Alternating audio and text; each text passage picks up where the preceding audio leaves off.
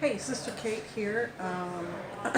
It is evening time now, and I am at a internet place that's also a restaurant and a bar. I'm having chocolate mousse for dessert, and I'm uploading a video, so I wanted to take a little time and then do one more real quick while I've got internet. And this one is about it was on Drudge Report today, that an ISIS member possibly uploaded a picture of himself like near Times Square or some sort of building in New York City recently, like for New Year's or something. And it's being publicized. It's scary and chilling. It's also being publicized that he may not even have had an ISIS thing across his face. He may have like photoshopped one in.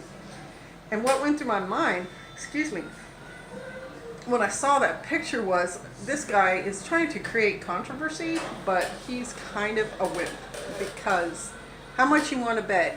One, if it was a real thing, and I'm not saying it was, I mean, how brave are you to Photoshop it on there? We don't know what he had over his face.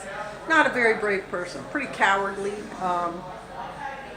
But how long do you think, if he had one of those ISIS things across his face and was in New York City somewhere in the city during the day, how long would it take before some New Yorker just decked him flat? I mean, Americans don't have a good taste in our mouth about those flags and those people, flying under the ISIS thing, because they're being reported as doing all sorts of atrocities to innocent people, and that's going to get our goat up. But also, New Yorkers will fight over a parking space. They will fight over a taxi, or,